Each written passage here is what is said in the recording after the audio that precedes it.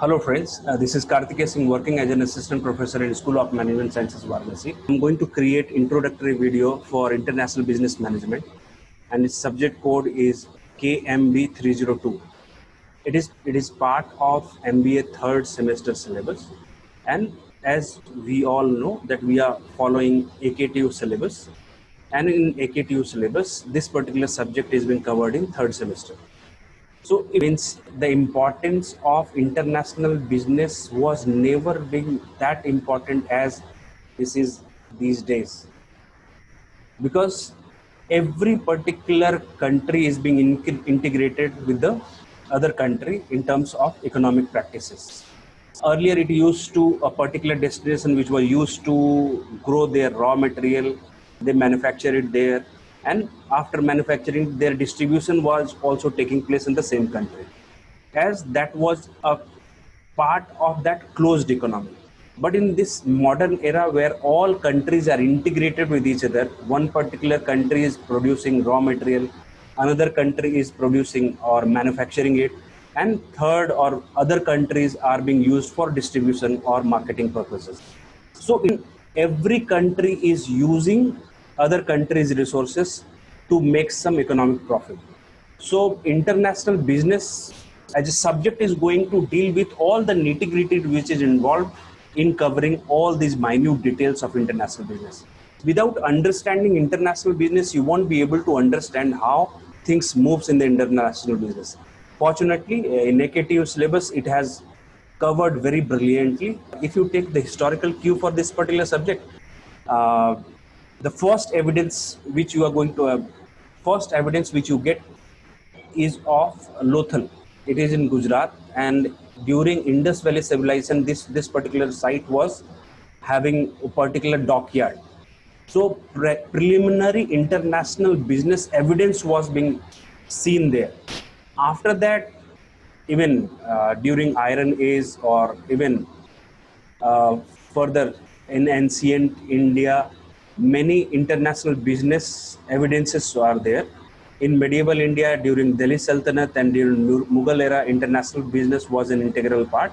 And after that, when British Emperor started ruling India, then international business was again, model of that international business was a bit different. They were using our country as a source of raw material. They were producing it in their own country, and after that, they were dumping it, their final produced material into this country. So during span of time, mode of international business changed drastically. And the most important thing, even in global platform, international business was not that significant before industrial revolution.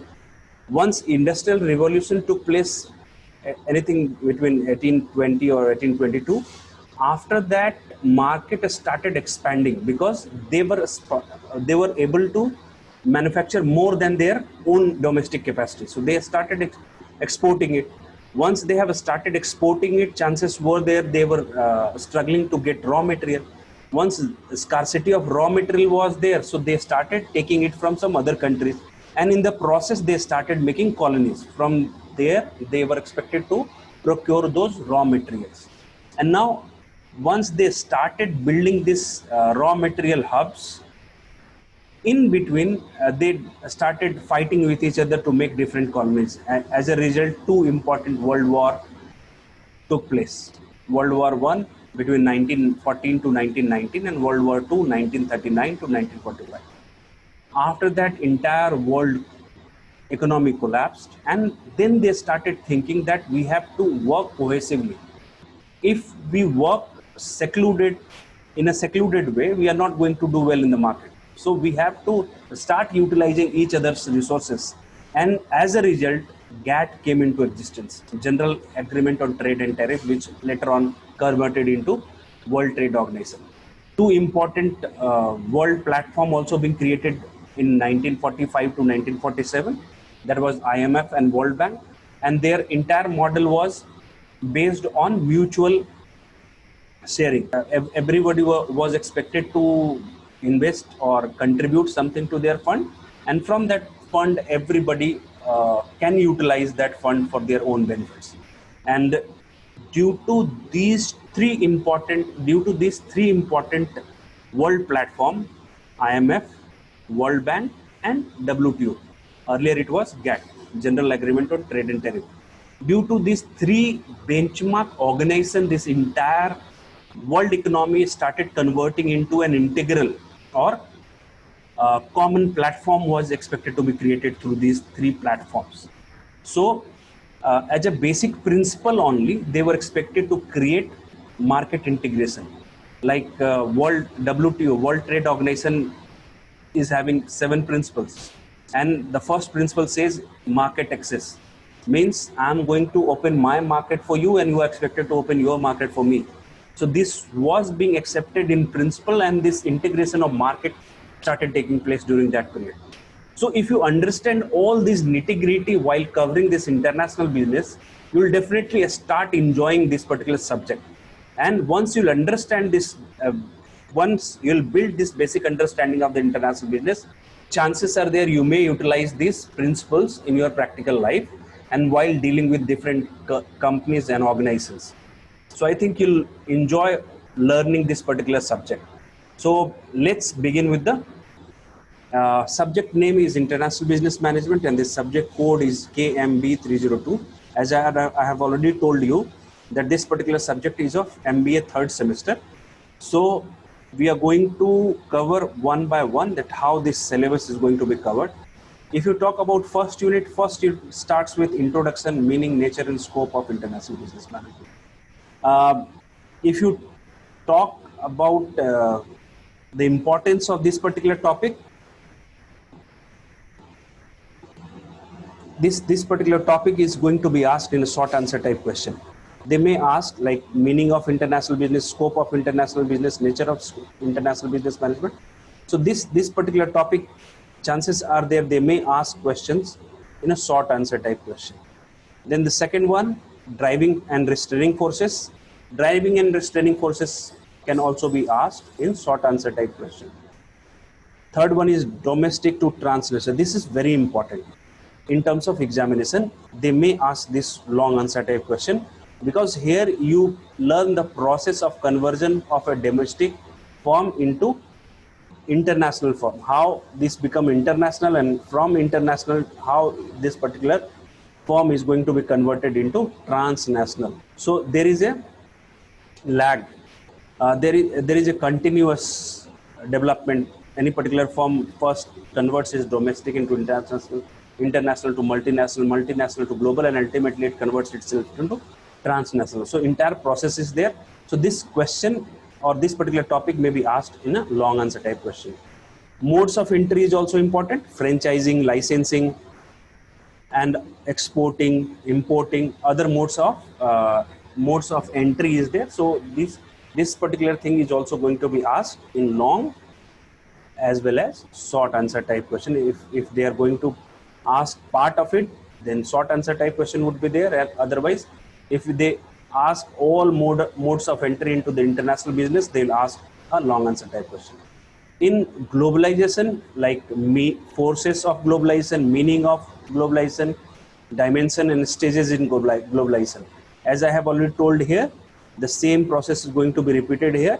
So if the entire process is going to be asked, then this particular question would be asked in long answer type question. Otherwise, dimensions, meaning and forces, they may be asking short answer type question from this.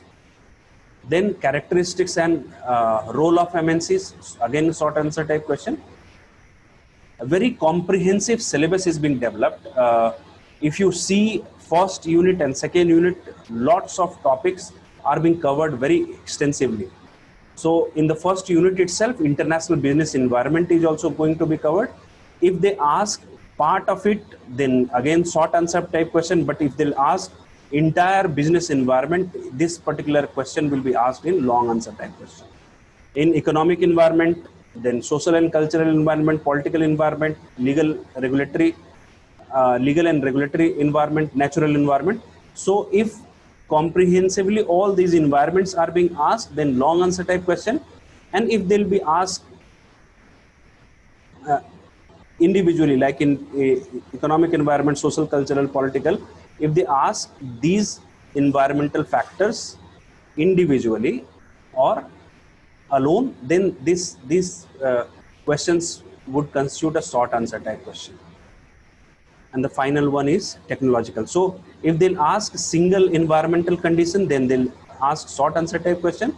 But if they'll ask comprehensively the entire international business environment, they'll ask long answer type question. And these trade theory are the base of international business, how international business is taking place and what are the different attributes of international business.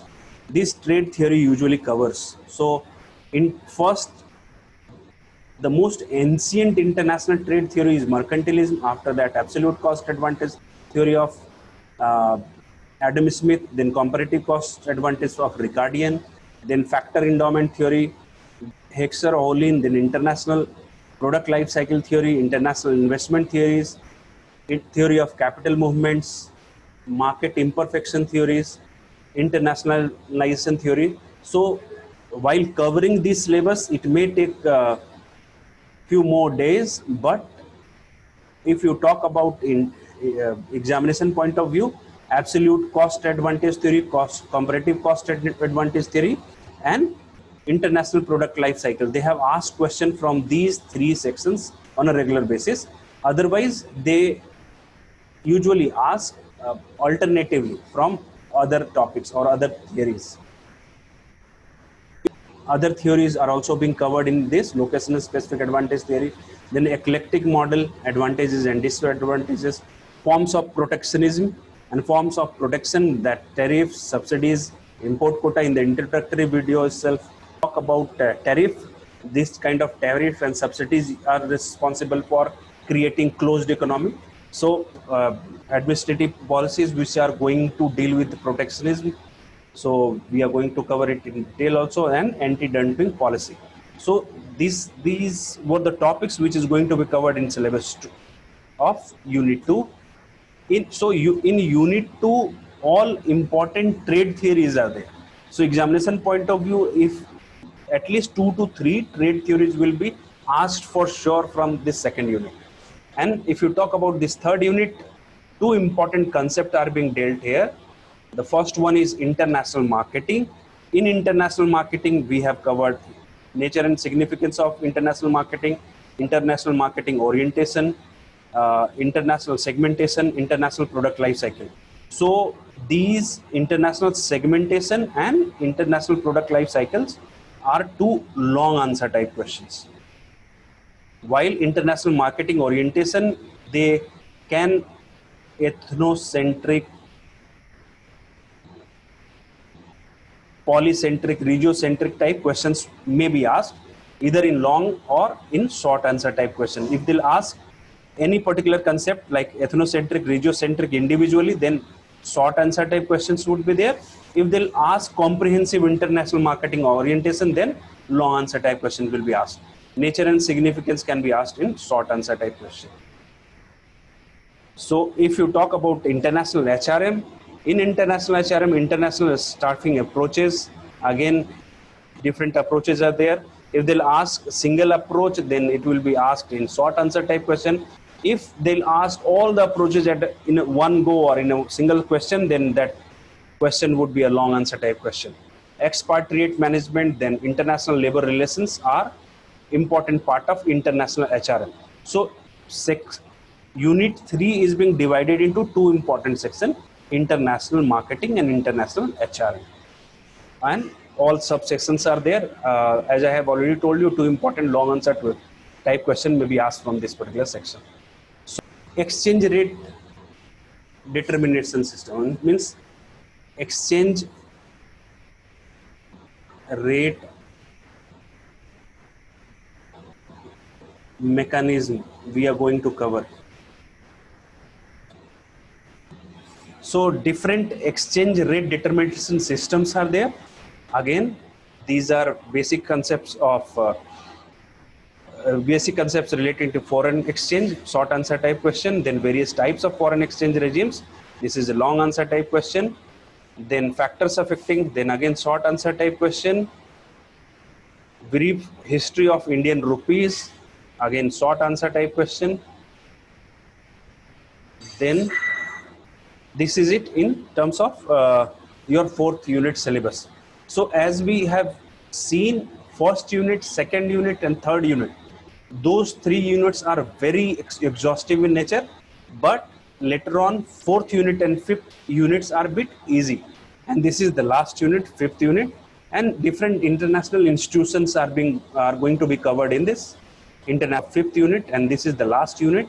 And in this, different international institutions are being covered. Many a times these questions are questions from this particular sections is asked in short answer type questions. They usually ask question from WTO, IMF, IBRD, like World Bank, UNCTAD. So short answer type question related to WTO, IMF, IBRD or UNCTAD may be asked, and its principles, its constituent body, its regulatory framework are being asked in short answer type questions. Then regional and economic integration, several organizations are there and under this. So level of economic integration we are going to cover in short answer type question, and objective and functions of different regional integration organizations like European Union, NAFTA, North Atlantic Free Trade Agreement, ASEAN, Association of Southeast Asian Nations, and SAARC, South Asian Association for Regional Cooperation, BRICS. Answers are there. These can be asked in short answer type questions. So this is it in terms of coverage of syllabus. If you cover this syllabus holistically, you'll definitely develop some sense of international business and how this international business is taking place. Different trade theories are there, basic ingredients of international business are there, international HRM, international marketing is also being covered in this. So overall, this entire syllabus is framed in such a way that a holistic impression of all international business management attributes can be taught to. So hope you will definitely enjoy learning this international business management as a subject, and it will surely going to help you in future in your practical life also. Thank you so much.